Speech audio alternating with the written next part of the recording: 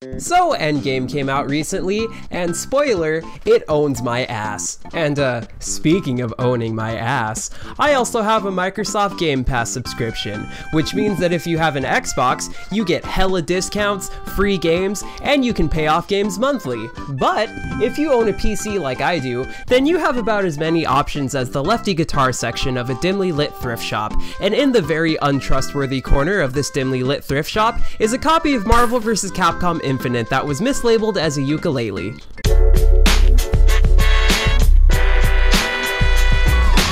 The whole idea of Marvel vs. Capcom has been around since 1996, and when you think about it, it makes perfect sense. Both X-Men and Street Fighter were incredibly popular in the 90s, just like Independence Day, the Nintendo 64, and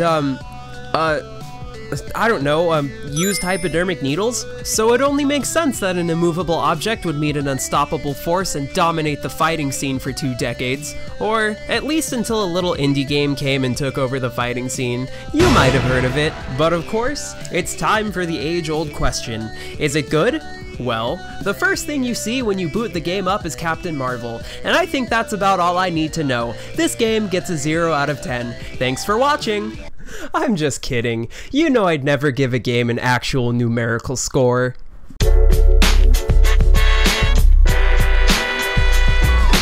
Well, Marvel vs. Capcom has a story, I guess. I was dropped right into the middle of some dumb mob battles with even dumber cameos before getting my ass handed to me on a silver platter along with some glaze and a nice basil garnish by Ultron Sigma, a combination of Marvel's Ultron and Mega Man's Sigma. You see, Ultron combined with Sigma to achieve their common goal of universal domination, and it's up to the confusing combination of heroes to stop them. The campaign mode is okay, I guess, but I've seen better plot progression from a Dilbert comic. But who cares about a story anyway? A fighting game is only as good as its roster, just like how a house party is only as good as however many dogs are in the room. So, how's the roster?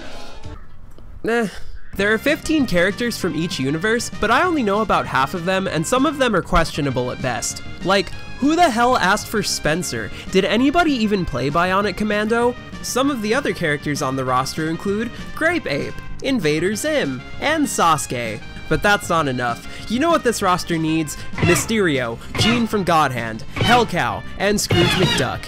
Yeah, DuckTales for the NES is a Capcom game. Fight me about it. Luckily though, every character feels unique, but there's one thing that this game, the Chevy Spark, and a theater degree all have in common. Being unique doesn't make you useful, and the only way to be useful is to play as Spider-Man or Chun-Li. But you don't really have to listen to me. Do I look like the kind of person who reads comics to you? Oh, God fuck. Infinite plays similarly to the other games in the series. At least that's what I've been able to gather after a few minutes of heavy googling. Light and heavy kicks are mapped to their own buttons, and you use directional input.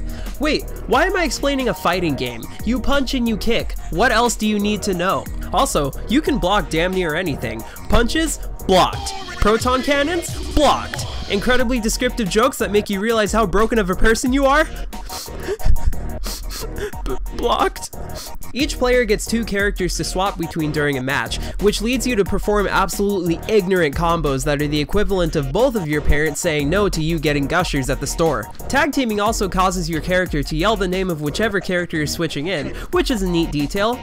But we need to go deeper. Because there are 30 characters on the roster, and 2 characters per team, we can take those numbers and do some math. Or, as us art majors like to call it, witchcraft. Oh, great demon Abacus Modernus, I must humbly beseech you to bestow upon me the forbidden knowledge of mathematics. How many combinations of characters can I have?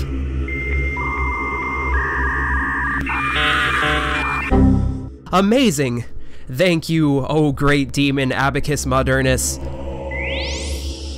And then we have the Infinity Stones. Each player gets to choose an Infinity Stone to use during a fight, which introduces a special effect into the battle. The Reality Stone turns your character into the Avatar, the Space Stone forces your opponents to bend over and accept their fate, and the Soul Stone channels your inner goth kid and revives your dead teammate.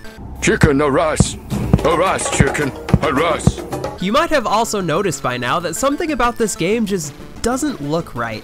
And that's because it's ugly as shit. The lighting is flat and boring, and almost every character model looks like your little brother snuck into your Fallout 4 profile and tweaked your character's facial sliders while you weren't looking. For example, Thor looks like his diet consists of 2 Lincoln Town cars per day, Captain Marvel looks like somebody lit an American Girl doll on fire and tried to put it out with a fork, and Dante looks like his blood type is whole milk. Character movement during cutscenes also looks really bad, and it gives me the impression that every character's bones have been replaced by spaghetti noodles that still haven't cooked all the way through yet. Actually, speaking of not cooking all the way through,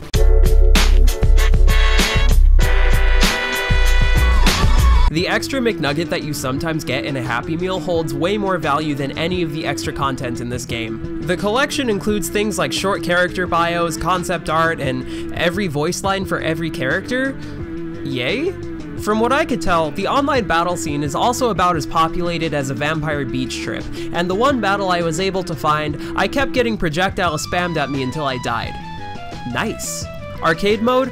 Pointless. You go through 6 battles and then fight Ultron Omega, which, by the way, is one of the most unsettling things that I have ever been unfortunate enough to lay my eyes upon.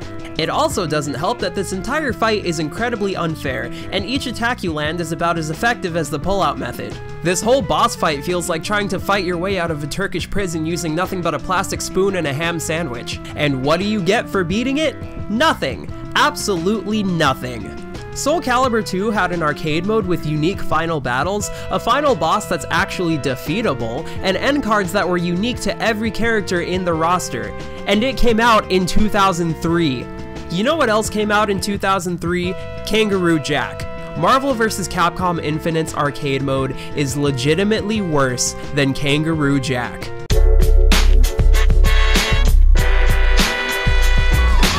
Overall, Marvel vs. Capcom Infinite is incredibly fun to play, but it's more bare bones than a skeleton wearing a bikini. If I had to put this on a scale from 1 to 10, with 1 being Shaq Fu and 10 being Shrek Super Slam, this game would be a solid political scandal out of 10. It's fun on the surface until you gain more than 3 brain cells and realize that every other aspect of it is a shit show. But no matter what, no fighting game will ever top the Simpsons arcade game.